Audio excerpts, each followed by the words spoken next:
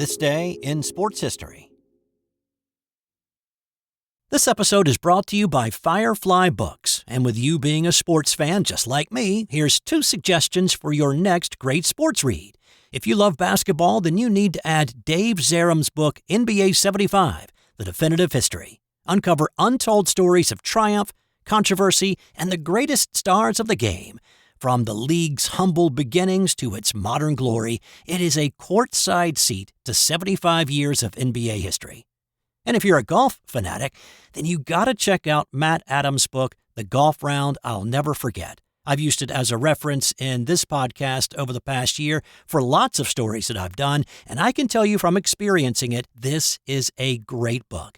Relive 50 of golf's most memorable moments through the eyes of the legends themselves. It's the closest you'll ever get to walking the fairways with the greatest to ever play the game. Grab your copy of NBA 75 or The Golf Round I'll Never Forget, available from Firefly, wherever you get your books.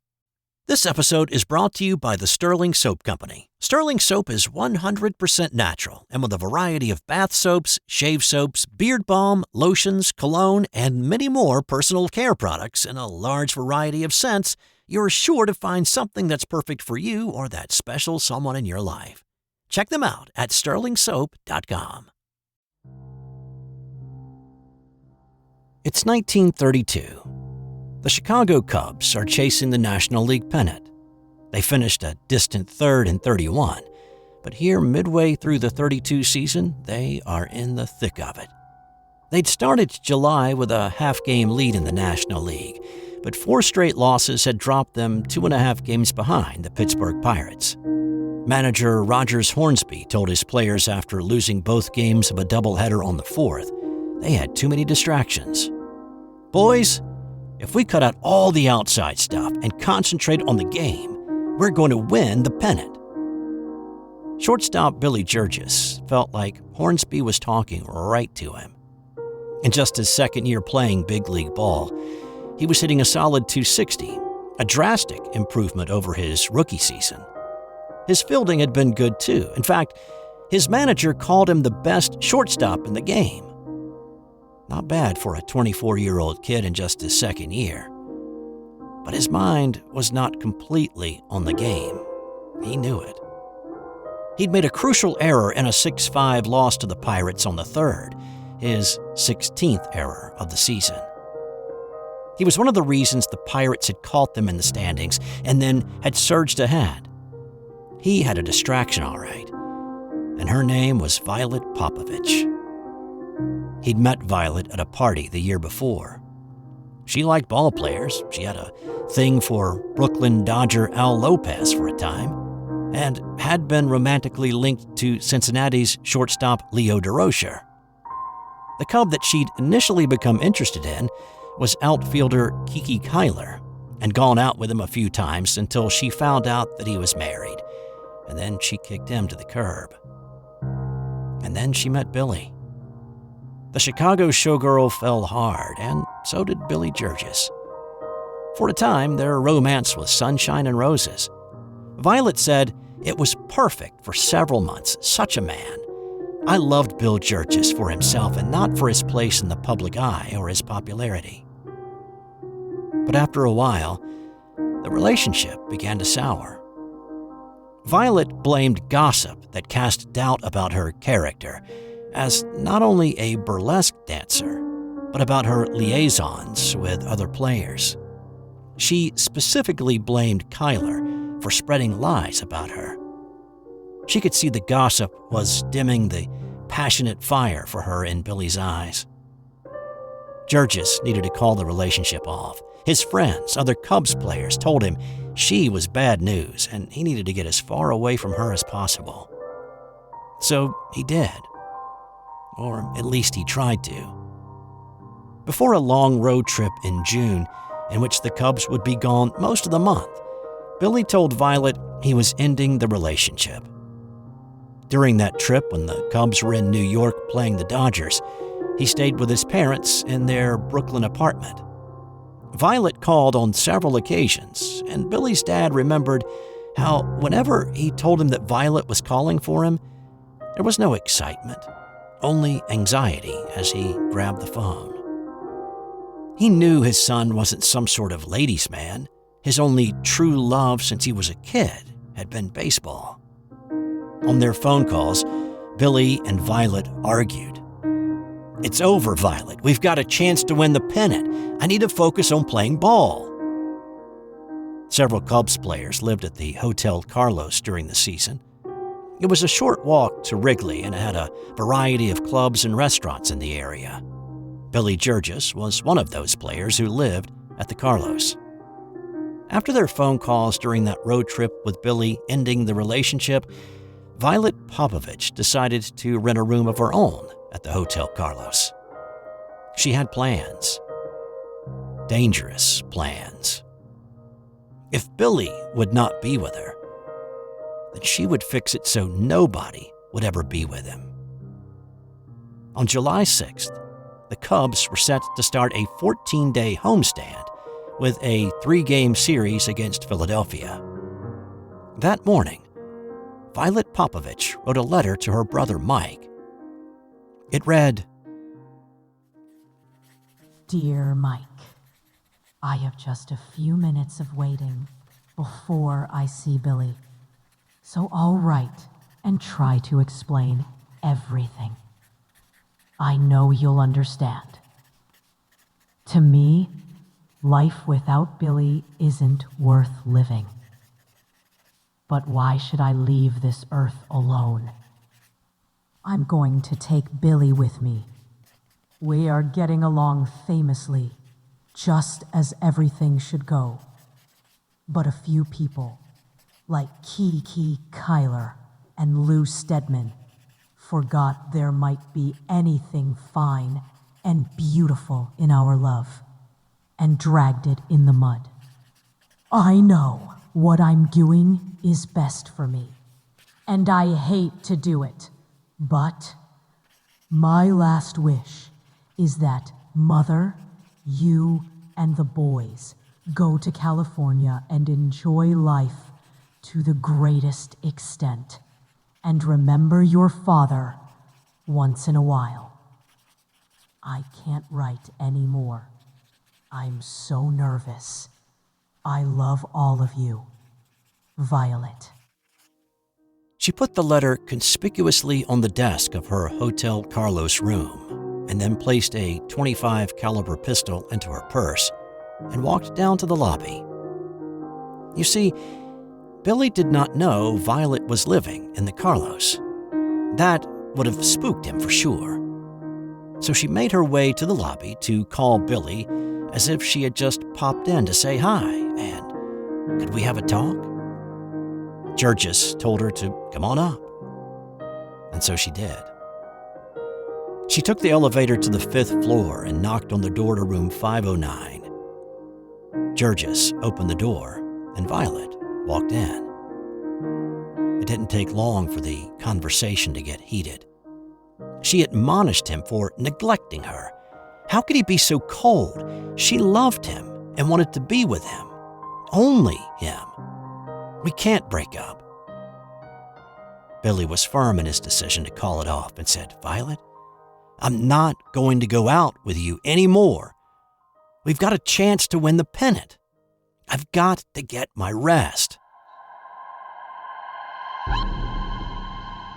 At that point, Violet pulled out the .25 caliber pistol from her purse and pointed it at Jurges. Billy lunged for the gun, and he and Violet struggled for control of it when she pulled the trigger 3 times. According to a Chicago Daily Tribune article the following day, one bullet entered Jurges' right side, deflecting off a rib, and it came out his right shoulder. A second grazed the little finger of his left hand. A third hit Violet's left hand and went up her arm about 6 inches. She ran out of the room while Billy stumbled into the hallway, shouting for help. The Cubs team physician was in the Hotel Carlos that morning, checking on another player. He was called up to Billy's room and was amazed he was still alive. He treated his wounds, and then Jurges was taken to the hospital, where it was determined the wounds looked a lot worse than they actually were. The first shot had ricocheted off a rib, missing his liver by a tiny margin, but enough to spare his life. The doc told him he'd be back on the baseball field in a matter of weeks. Violet's wound was only superficial. She was treated and then booked into the Cook County Jail on an attempted murder charge.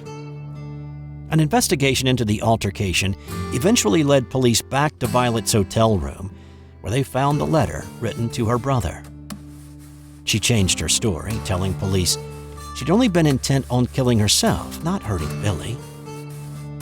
News of the shooting spread rapidly down the street to Wrigley.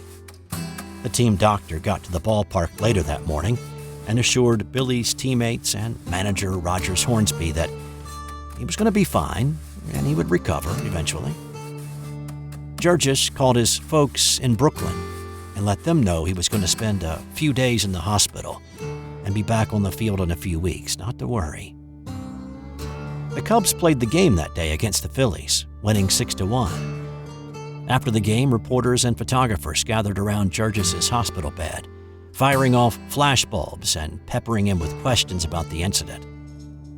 He flashed a smile, and he told the guys he was fortunate to be alive.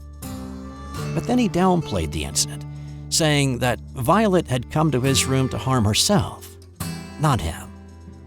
And he promised to help her as much as he could. And he did.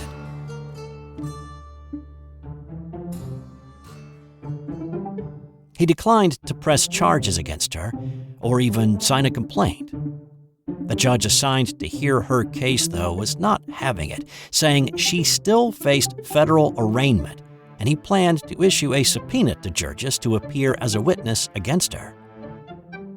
Billy was sad to hear that, responding from his hospital bed, "Gee, I don't see why the judge wants to be that way. I certainly don't want to prosecute Violet. I have no doubt that she shot me accidentally. She only wanted to kill herself, and I tried to stop her. If I'm made to appear in court, that's all I can say about the affair."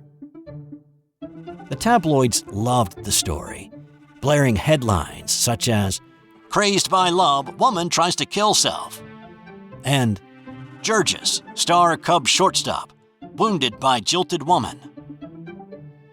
After her first appearance was extended to the 15th to allow her to recover a bit more from her superficial wound, the judge in the case did as promised and subpoenaed Jurges to testify. Billy once again told the court he was not interested in pursuing charges against Violet. He considered the matter closed, and he didn't fear any more violence from her. The case was dismissed for want of prosecution. Jurges made it back into the lineup on July 22nd in a game with the Pittsburgh Pirates. He played third base instead of his customary shortstop, and he went 1 for 3 in a 3-1 loss. The Cubs would go on to win the National League pennant that year and play the Yankees in the World Series. However, New York swept Chicago in 4 games. Popovich was definitely not a shrinking Violet. She used her infamy to promote herself. In her words, she sought solace in burlesque. She was the girl who shot for love on one Chicago marquee. She put together a burlesque show with some other women called The Bear Cub Follies, with bear spelled B-A-R-E. The show didn't last long, though, due mostly to what one critic said, a lack of talent in both singing and dancing. So if the shooting of a Chicago baseball player sounds familiar, well, that's because another Cub, Eddie Waitkus, survived a shooting with a besotted female fan in 1949. In fact, Waitkus and Jurges were teammates for 2 seasons. Eddie as a young first baseman and Billy as the elder statesman shortstop in 1946 and 47. The stories of both of those incidents are believed to have partly inspired the scene of the woman shooting the fictional Roy Hobbs in Bernard Malamud's 1952 book, The Natural.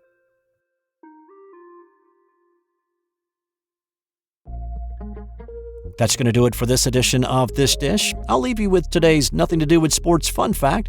In case you were wondering, it is possible for a cow to walk upstairs, but impossible to get them downstairs. Their knees don't bend the right way to allow them to descend. So keep that in mind if you're thinking about sneaking that Holstein into the attic. Check back tomorrow for another edition of This Day in Sports History.